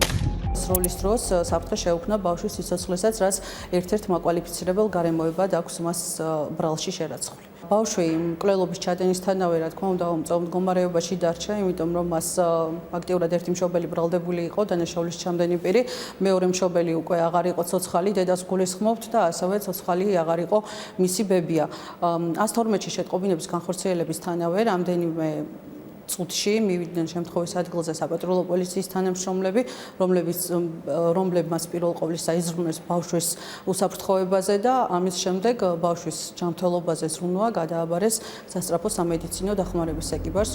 სავარაუდოდ დედის ინსტინქტმა სასიკვდილოდ დაჭრილ 20 წლის მარიამს შეაძლებინა, რომ ეტლი მოშორებით გაეგორებინა. ბავშვი უვნებელი გადარჩა. დედა და ბებია კი მიწაზე უსიცოცხლოდ დაეცნენ. ეს უმძიმესი კადრები, რომელიც კურიერი პიესმა მოიპოვა, მომხდარიდან რამდენიმე წუთშია გადაღებული. მერიის მიმდებარე ტერიტორიაზე არის 2 გვამი. რუსთავის მერია. მე ვარ მკვლელი. თქვენი სახელი და გვარი მითხარით? გიორგი ფირაშვილი. მომიყევით ზუსტად რა მოხდა, რა შემთხვევას ჰქონდა ადგილი? ჩემი მეუღლე ბავშვი და სიდედრი მიდიოდნენ საავადმყოფოდან სახლში და სიდედრი და მეუღლე დაუხოცე. დამნაშავემ პოლიციაში თავად დარეკა, მაგრამ როგორც შემზარავი შემთხვევის თვითმხილველები იხსენებენ, ბავშვთან არც კი მისულა. სანამ ადგილზე პოლიცია მივიდოდა ჩვილის დამშვიდება, სკვერის დასუფთავების თანამშრომლებმა შეძლეს. იქიდან მოდიოდა. იმას კიდე იყავდა მანქანა ეთყო, მანქანით გაჩერებული, გადმოვიდა, გაყვიდო და ესროლა. ვეტერანი ვარ, მე მებრძოლი კაცი ვარ, მეტი მაგნანახი, მაგრამ ესეთი რამე მართლა არ მინახილა. ყველა მე იმას წახოდე, როგორ გარისკეულო წახვედი ტყიაზე, რომ ბავშვი გამოიყვანებოდა. მე ბავშვი შემეწოდა. ისინი დაცვიდნენ, მე დავინახე და მეთქი ბავშვი არ მოკლა, უმერძამა და გავიქეცი და გამოიყვანე ბავშვი რა. ახლაც რო გავიხედები იქით სულ ისინი მიდგას თვალწინ. დედაშვილი მიწვნენ დაბლა და აი ბავშვი კალიასკი ცოტა აქეთ იყო გამოგვარებული. ტიროდა ბავშვი? ტიროდა, მე მეკავა. და თავად ბრალდებული სად იყო, ვინც გაისროლა ბავშვის მამა? მე არ დამინახია დამალული ყოფილა და მე უკვე რომ დროს მედი რომ დაჭერილი ყავდათ უკვე. ჩვენ კიდევ ერთი ფოტო მოვიპოვეთ. ტრაგედია აქ მთელი სიმძიმით ჩანს. ამ დროს დედა და ბებია გარდაცვლილები არიან, მამა კი დაკავებული. გიორგი ფირაშვილმა სასამართლოში აღიარების პოზიცია დუმილით შეცვალა. მას უვადო პატიმრობა ჯერ რუსთავის სასამართლომ მიუსაჯა, შემდეგ კი უცვლელად დატოვა სააპელაციო. ეს იყო დაზარალებული ოჯახის მოთხოვნაც. დანაშაული მოხდა აბსოლუტურად შეიძლება ითქვას უმოტივოდ, იმიტომ რომ ფაქტიურად მარიამ სოფრომაძის მხრიდან არ ყოფილა რაიმე სახის გამომწვევი ქმედება, რაღაცა კონკრეტული ქცევა, რომელიც წონასწორობას დააკარგვინებდა მსჯავრდებულს და მსგავსი სისასტიკის ჩადენას გადააწყვეტინებდა. მან დააობლა თავისი საკუთარი საერთო შვილი, ასევე მან დააობლა ინგა ბეგაშვილის 2 არასრულწლოვანი ბავშვიც. სამართალწარმოების არც ერთ ეტაპზე არ გამოუხატავს სინანული ჩადენილი ქმედების მიმართ. ასევე გასათვალისწინებელია ის პრეისტორია, მრავალეპიზოდიანი ჩაგვრის ტანჯვის ფიზიკური თუ ფსიქიკური შეურაცხყოფის სახით, რასაც ადგილი ჰქონდა გიორგი ფირაშვილის მხრიდან მარიამ სოფრომაძის მიმართ. სახის გამოჩენა არის ურვა, თუმცა კურიერი პიესს პირველი ინტერვიუ მისცა მკვლელობისთვის მსჯავრდებულის მამამ. ის პერიოდულად შვილთან და რძალთან ერთად რუსთავში ცხოვრობდა. პატიმრის მამა მომხდარის მოტივს ვერ ასახელებს. ამბობს მხოლოდ იმას, რომ დაობლებულ შვილიშვილზე მეურვეობა სურს. ეს დიდი ტრაგედია მოხდა. ეს მოტივი არ ვიცი. იმიტომ რომ ჩემი შვილი დღეს არ არის რა იმ მდგომარეობაში, რომ ამაზე პასუხი ქონდეს. ფსიქოლოგიურად ვერ არის. რატომ უნდა იცხოვროს თქვენთან ბავშვმა? მე არ ვამბობ, რომ მარტო ჩემთან გაიზარდოს. მე ვამბობ, რომ ორივე ოჯახში, როგორც აქ, ისე იქ. თუმცა მეურვეობა თქვენ გსურთ? მეურვეობა ხო მე მსურთ, მე არა სახელმწიფოსგან არაფერს არ ვითხოვ, უბრალოდ მე მაქვს იმის საშუალება, რომ ბავშვი გავზარდო. მივიცემ მას შესაბამისი განათლება. ბავშვი ახლა წლინახევრის არის. ის ისევ დედის ოჯახში ცხოვრობს. მცირეწლოვნის მეურვე კი დეიდაა. სამართლებრივი დავა მასსა და მკვლელობისთვის მსჯავრდებულის მამას შორის სამოქალაქო წესით არის დაწყებული. დაზარალებული ოჯახი ამ დრომდე მძიმე მდგომარეობაშია და მედიასთან საუბარი არ სურს.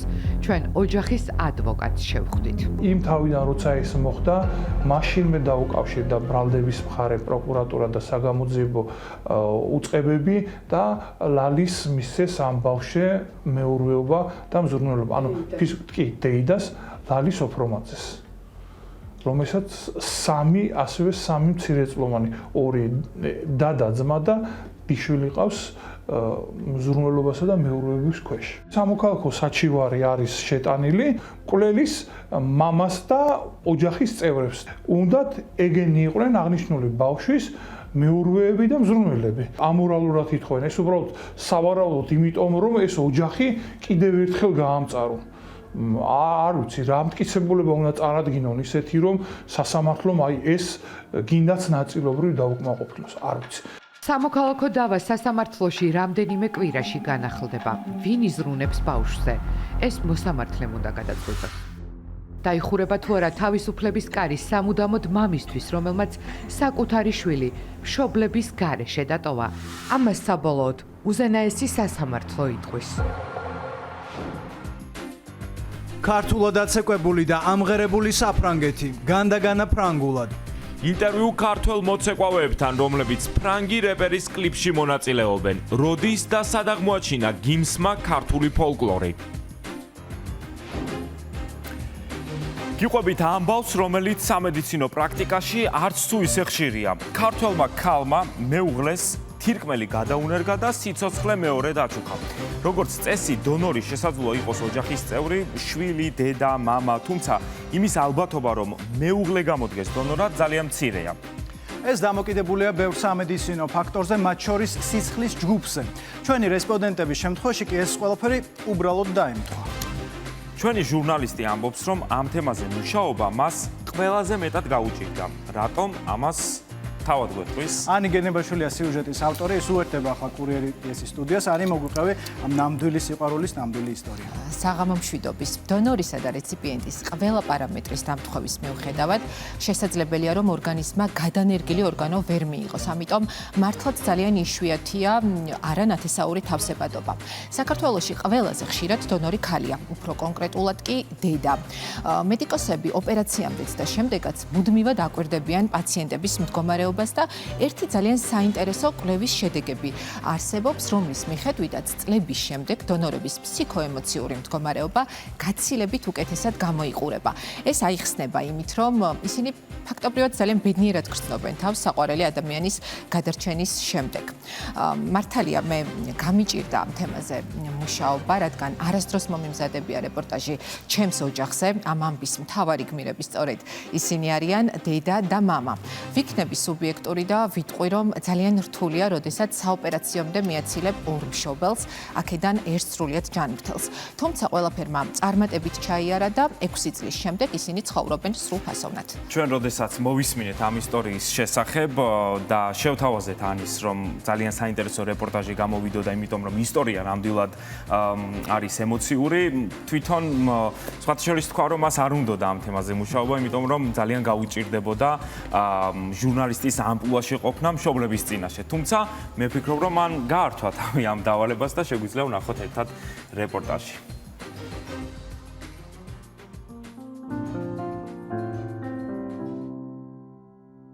ყოველგვარი დაფიქრების გარეშე მე ვიღე გადაწყვეტილება, რომ მე ვიქნები დონორი, თუ რა თქმა უნდა შეთავსება მოხდება. დონორი ცოლი, რეციპიენტი ქმარი. იშვიათი თავსებადობა და დაუფიქრებელი გადაწყვეტილება.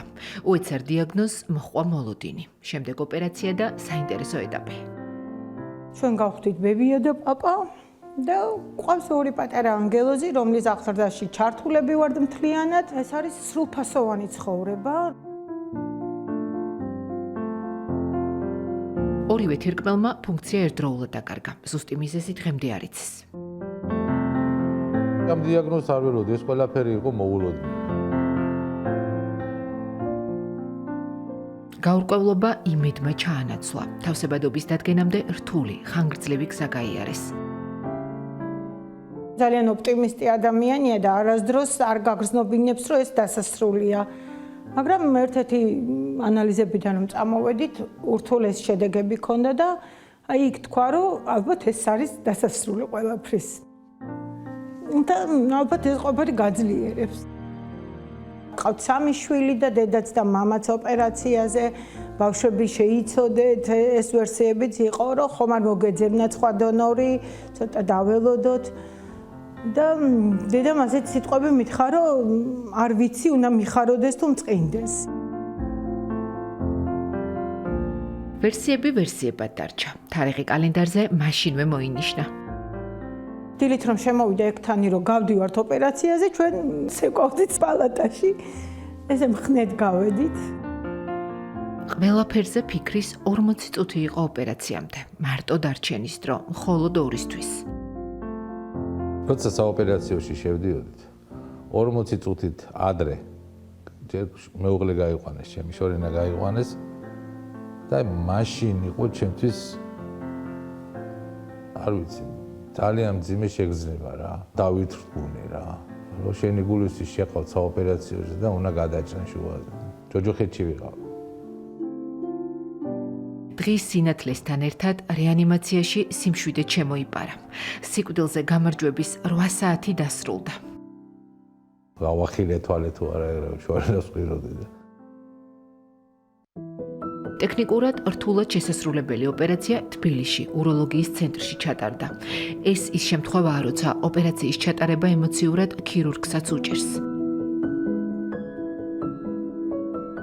ჩვენს პრაქტიკაში იშვიათია, რომ ცოლი ან ქმარი იყოს დონორი და ამისთვის ბევრი სხვადასხვა პარამეტრის დამთხოვა და ერთობლიობაა საჭირო. ჩვენ გვყავს 2 პაციენტი, მაგრამ ამ 2-დან, 2 პიროვნებიდან რეალური პაციენტი, ან ნამდვილი პაციენტი არის ერთი, ის ვისაც ენერგება თირკმელი. მეორე არის აბსოლუტურად ჯანმრთელი პიროვნება, რომელსაც ოპერაცია უკეთდება, იმიტომ კი არა, რომ მას სჭირდება ეს ოპერაცია, ანუ იმიტომ კი არა, რომ მის ჯანმრთელობას სჭირდება ეს ოპერაცია. არამედ იმიტომ, რომ ვიღაცა სხვა სჭირდება. მის ანგარიშზე წელიწადში 50-მდე წარმატებული ტრანსპლანტაცია. მთელ რეგიონში ეს საუკეთესო შედეგია.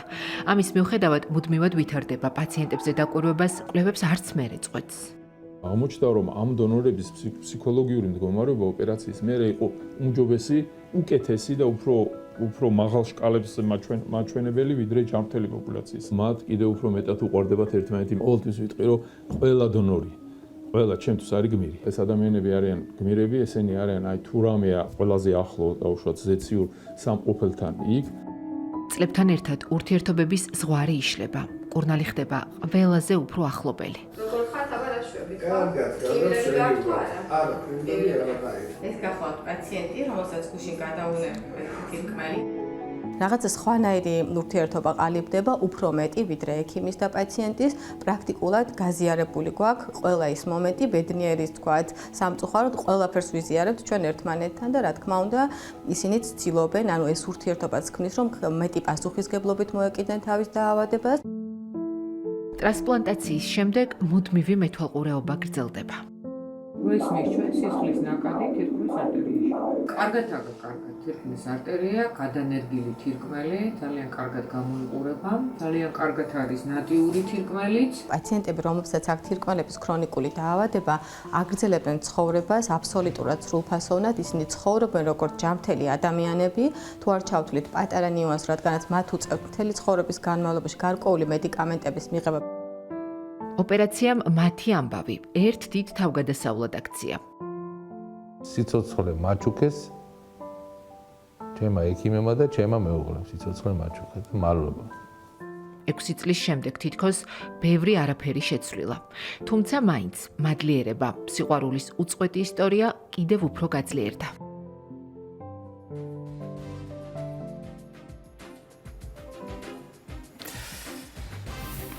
მთელი საფრანგეთი ქართულადაც ეკვდა. განდაგანას ფრანგულმა ვერსიამ მილიონობით მსმენელის მოწონება დაიმსახურა. ცნობილმა რეპერმა გიმსმა აჭარულ განდაგანაზე ჯერ ფრანგული ტექსტი შექმნა, შემდეგ კი ქართული მოძრაობებით შეისწავლა.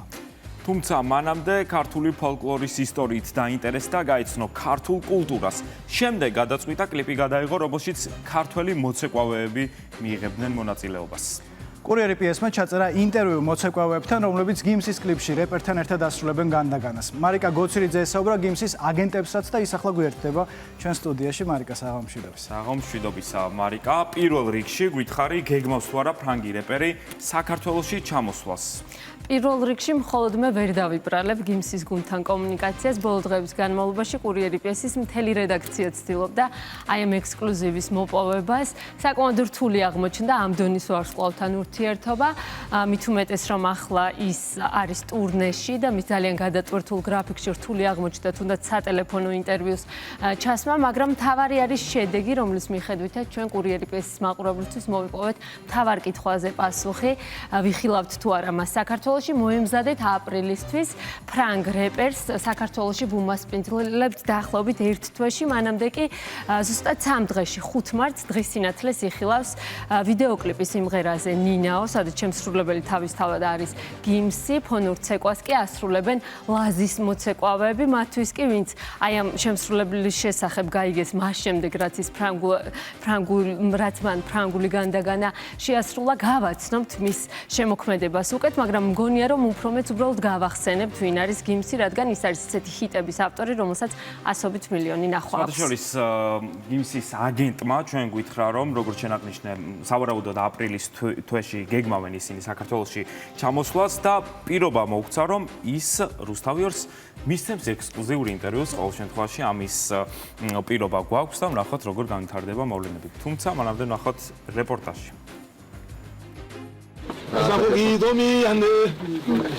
სადიპოვე ეს მელოდია? საქართველოში ჩემი სიყვარული მოგზაურობის შესახებ ხომ იცი? ფრანგი რეპერის სამოგზაურო არეალი სულ მალე კიდევ უფრო გაფართოვდება და მის მიერ ნანახი ქვეყნების რაოდენობას დაემატება საქართველო. საქართველოში სავარაუდოდ აპრილში ჩამოვალ. ჯერჯერობით ვისმენ ჩემო თავაზებებს. გაგიმხელთ საიდუმლოს და გეტყვით იმასაც, რომ არ გამოვრიცხავთ ქართულ არტისტებთან კოლაბორაციას. როცა საქართველოში ჩამოვალთ, გეგმავთ ქართულ შემსრულებელთან ერთად ვიმღეროთ განდაგანას ორიგინალი ვერსია.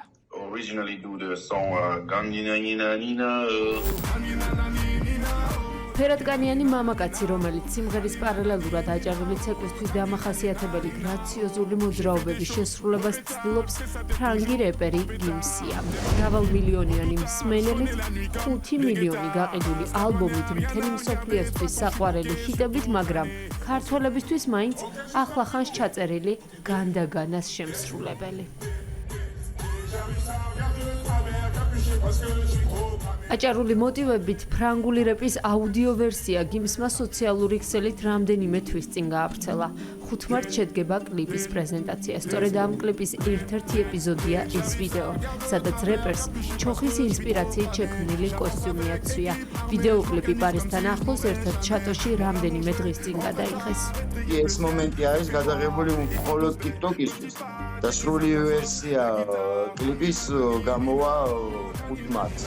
გიმსი საქმეს მაღალი პროფესიონალიზმით მიუდგა, ჯერ ქართული ფოლკლორის ისტორიით დაინტერესდა. ძალიან ბევრი მოიძია საქართველოს ისტორიის, ჩვენი ქვეყნის შესახებ, ცეკვის ისტორიის შესახებ, მით უმეტეს აჭარულის. შემდეგ მოძრაობებიც ქართველი ქორეოგრაფისგან ისწავლა. შეისწავლა 1-2 მოძრაობა, რომელსაც იყენებთ კლიპში. ჩვენ ბავშვები ყველა ჩართული ვიყავით მასთან, რომ მათ შეესწავლა რამოდენიმე მოძრაობა. გიმსთან ერთად კლიპში მონაწილეობენ ქართული კულტურის სახლის ლაზის მოცეკვავეები, რომლებიც წარმოშობით კონგოელი რეპერის მსგავსად საფრანგეთში ემიგრანტები არიან. გვესალმა ქართულად და ერთი კიდე რაც დამამახსოვრდა, შეეცადა ეთქვა მიყვარხარ. ხო, აი ეს ქართულად. მადლობაც ქართულად. მადლობაც ქართულად გადავხდა. ძალიან კარგად შემოვიდა ჩვენთან კომუნიკაციაში. მადლობებს გისურვებთ. ძალიან კაი ხალხი ხართ. გადაღებები მიმდინარეობდა თითქმის მთელი დღის განმავლობაში. გადავიღეთ რამოდენიმე კადრი, შემდეგ მოვიდა გიმსი, გადაიღო თავისი ნაწილი და შემდეგ გადაიღო ჩვენთან ერთად. მე ნახაზი გაუსვა იმას, რომ გოგოები და ბიჭებიც, რომლებიც კლიპში არიან, ძალიან პროფესიონალურად მუშაობდნენ. ჩვენი კულტურა ვანახეთ და ძალიან გვიხარია ახლა ეს ყველაფერი რაც მოხდა.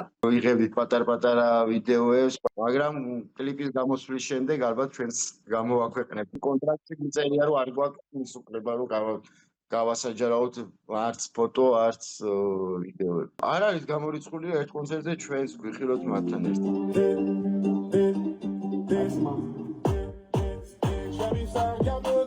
რეპერის პირად გვერდზე განდაგანას გამოჩენისთანავე მნიშვნელოვნად გაიზარდა მისი გამომწერების რაოდენობა, რა თქმა უნდა ქართველების ხარჯზე.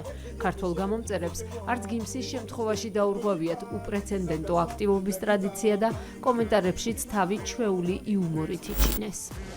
სულ ჩვენს დაკრულზე გეცეთ. ლუდოვიკო შემოდის სულხანს. ამ პატარა ქვეყანა მარშევშალით მთელი სამყარო. დაგვემუღამა უეფას ადმინი. ხვდა რომ 3 მილიონი ქართველი ცოტა არ არის, კარგი გათვალა. შევიყვანოთ ევროპა საქართველოს. ჩამოდი, მთელი საქართველო აჭარულს ვიცეკვებთ ერთად შენს კონცერტს. გადაყარე ის ნაირ-ნაირი კოსტიუმები და აცი ასე იარე, არ დაკარგო ქართველო. რა გვარის ხარ ბიჭო შენ? ჩვენი გახელი ძმა. აცი მეგრულად ველოდებით ჯიმა. ძალიან მაინტერესებს როგორ უნდა თარგმნოს ხულოზე დანკედნები და ჩემჭიპონის დედნები. მალევე გავრცელდა ჭორი, რომ გიმსის განდაგანას ინსპირაცია საფრანგეთის საფეხბურთო კლუბებში ქართველი ფეხბურთელების ტრანსფერი იყო, მაგრამ ეს მართლაც ჭორი აღმოჩნდა. მისი ინტერესი ქართული ფოლკლორის მიმართ წინ უსწრებდა ხვიჩას, ზურიკოს და ჟორჟის ამბებს. ინსპირაცია ვინც უკვე მიყვებოდა გიმს სოციალურ ქსელებში, ვიცით რომ სადღაც 1 წლის წინ დაიწყო თავის ინსტაგრამზე განსაკუთრებით სტორებში განდაგანას ორიგინალი ვერსიის დადება მუსიკად და როგორც კი ეს ვნახე 1 წლის წინ გამიხარდა და მაშინ მივხვდი რომ რაღაცა იქნებოდა ამ მუსიკას ესე არ გაუშვებდა.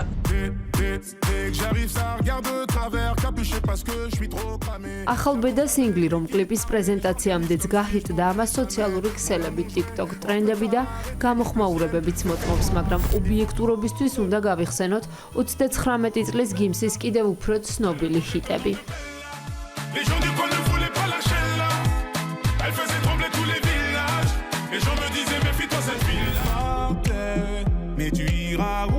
კოლაბორაცია სხვა ვარსკვლავებთან.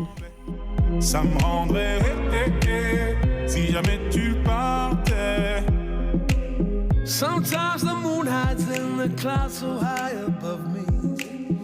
Her beauty fell beyond my glances. J'ai trouvé assez tôt mon personnage. რეპერის საინტერესო ცხოვრების შესახებ აქვს მომზადებული დოკუმენტური ფილმი Netflix-საც. Il a tous les ingrédients pour être vu comme quelqu'un de pas sympa.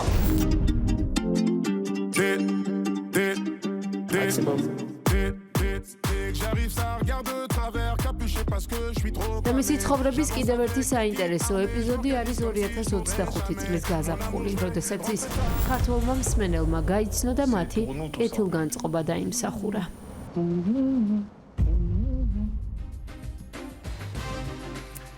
იმედია საქართველოს მალე ეწევა გიმსი და რუსთავი ორიც, რა თქმა უნდა, დიდი სიამოვნებით უმასპინძლებს ფრანგ რეპერს.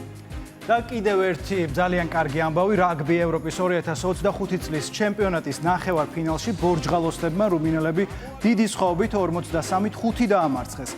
ქართველმა მორაგბეებმა ამ გამარჯვებით ფინალის საგზურიც მოიპოვეს და ანთიმოზ ივერიელის სახელობის თასს დაეუფლნენ. შეხვედრის საუკეთესო მოთამაშე ლუკა მატკავა გახდა, რომელმაც 4 ზუსტი გარდასახვა შეასრულა. აკაკი ტაბუცაძემ კი ეროვნულ ნაკრებში უკვე 50-მე მატჩი ჩაატარა, სადაც ჯამში 47 ლელო დადო. ამ შედეგით ის მსოფლიოს 10 საუკეთესო მორაგბეთა შორის მე-9 ადგილზეა. რაგბი ევროპის ჩემპიონატის ფინალი 16 მარტს ლოკომოტივზე გაიმართება. საქართველოს ესპანეთის ნაკრებს დაუპირისპირდება და ბუნებრივია გვაქვს გამარჯვების ძალიან დიდი იმედი. პირველ რიგში თამაში დადებითად შევაფასებდი, დიდი სხვაობით მოვიდეთ ნახევარფინალი, რაც დამაჯერებლობას მოგცემს ფინალისტვის. იმას აღნიშნავ, რომ ესპანეთთან ფინალი დიდი ხანია არ გვითამაშია, ან საერთოდ არ გვითამაშია, საინტერესო ფინალი იქნება. იმასაც აღნიშნავ, რომ წინა თამაშიდან განსხვავებით ესპანეთის ნაკრებმა დაიმოტეს რამოდენიმე მოთამაშე და ვთვლი, რომ სანახაობრივი და კარგი ფინალი იქნება. დღეს ულოცავ ბიჭებს, იცოდით გამარჯვებისკენ ვიყავით ყველაფრით, მაგრამ ესეთი სხვაობები გვახსოვს ოდესღაც წლებისი, როცა რუმინელები გვიგებდნენ და ჩვენთვის დიდი პაექრობები იყო, საქართველოს გადალახა უკვე ის ზღვარი, სადაც დიდი ფანჯრები უნდა გაიხსნას. ნახევარფინალი იყო, ფინალში 16-ში ყველას მიხელ მესხის სტადიონზე, სულ ყველას ველოდებით, რომ უკვე შემდეგ დიდი ტესტებისთვის ჩვენი გუნდი გავაცილოთ, იმისკენ რომ იქ უკვე ირლანდია, სამხრეთ ამერიკა, იაპონია და ასე შემდეგ. ამიტომ ყველას ულოცავ და 16-ში ფინალზე მეხსზე სულ ყველას ველოდებით. რუსთავი ორი მაყურებლებს გაზაფხულის კონცერტების სერიას უმზადებს. 3 მარტს დედის დღეს პირველი კონცერტი გაიმართება. ნატო გელაშვილი შვილებთან ერთად ყველა დროის ყველაზე საყვარელ სიმღერებს შეასრულებს, ეს იქნება საჩუქარი დედებისთვის. ქალებს ეძღვნება კონცერტი, რომელიც 8 მარტს გავა ეთერში. სცენას ამ შემთხვევაში ჯგუფი ურსა დაიკავებს. კონცერტების გადაღებებს კი კურიერი პიესი დაესწრო.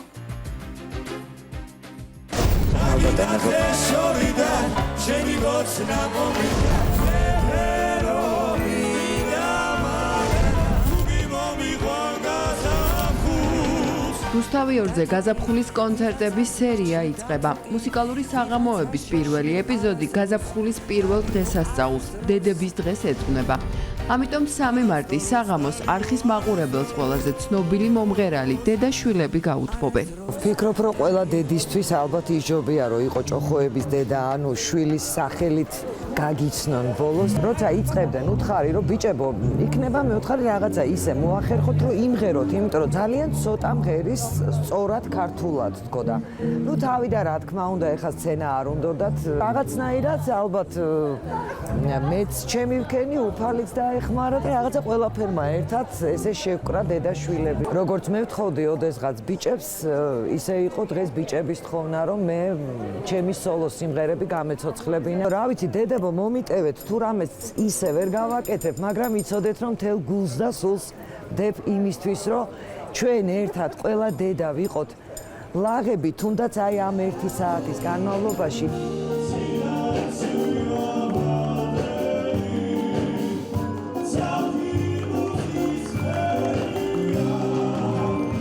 ჭოხოები ამ კონცერტს მხოლოდ დედას, ანუ ნატო გელაშვილს უძღვნიან. კურიერი პიესის ობიექტივი კი მათთვის ემოციური მილოცვის შესაძლებლობა აღმოჩნდა. ჩვენთვის ზოგადად განსაკუთრებულია დედის ფენომენი რა. მით უმეტეს ქალბატონი ნატო გელაშვილია ჩვენი იცის და ვინც არ იცის ჩვენი დედიკო და მას უძღვნით ამ კონცერტს. დედა ძალიან გვიყვარხარ პირველი რიგში. შენას დაამატე. მეორე რიგში ერას და მეორე რიგში მე ვფიქრობ რომ ყველაფერი რა ჩვენი ამბავი სადაც დღეს ვართ რასაც წარმოადგენთ ყველაფერი ქალბატონოს დამსახურებაა და დიდი მადლობა დედა ყველაფრისთვის. ჩემგანაც იგივე მიყვარხარ ბევრს კოცნი და გეფერები შენი მონა მორჩილი. გონი რაღაცა დედაშვილური გადაცემა გამოვა. ხო, რაღაც ოჯახური მეგობრული კონცერტი. ურჩევ რომ ეს დღე გაატარონ ალბათ ჩვენ სიმღერებთან ერთად.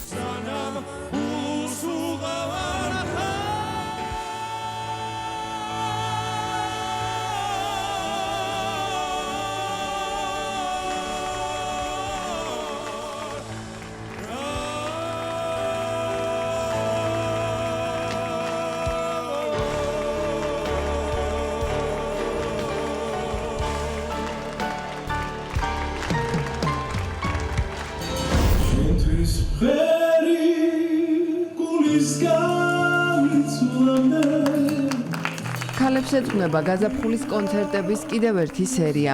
8 მარტს ჯგუფ ურსას წევრები სტუდიაში საყვარელ ქალებს და ეკრანთან კი ყველა მაყურებელ ქალს უმღერებენ.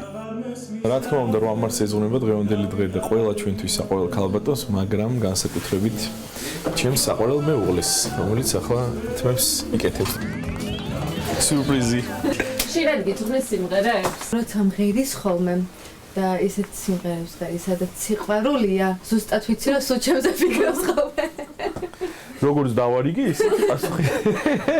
16 სიმღერიდან 4 იქნება ძველი ჰიტი, რომელიც ძალიან უყვარს ჩვენს მაყურებელს და 12 იქნება საერთოდ განსხვავებული გენიოსი კომპოზიტორების ძველი ქართული კინოფილმებიდან ისეთი სიმღერები, რომელიც ყველას ძალიან უყვარს, მაგრამ ურსასგან არასდროს არ მოусმენიათ. არ უნდა მითხრა რაღაც თქმა რომ იწევს რომ მომემზადო? მასე თუ გითხარი ჩემს, არ იქნება ცოცხალი.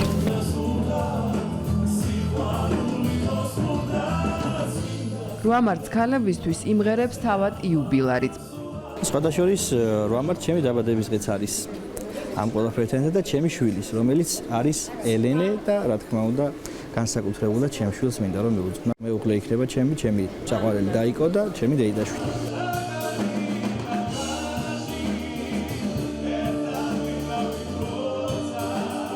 მარტს მაყურებელი არამხოლოდ ჯგუფის წევრებისთვის ძვირფას ქალებს, ურსას სიმღერების ავტორებსაც გაიცნობს. ნინო ფერაძე არის სიყვარულის განდაგანას ტექსტის ავტორი. არავის გაუკვირდება რომ ეს სიმღერა ახლა პერსონალურად შენ გეწმობა. ყვაროქალოგული მიწევს გამომძახი გაღვიდანა მეუბნება გიხაროდეს კალინახელ ერთმიდანა. მუსიკალური საღამოების სერია არხზე ამით არ სრულდება. რუსთავიორი მელომანებს კიდევ ერთ არაერთ სიურპრიზს უმზადებს.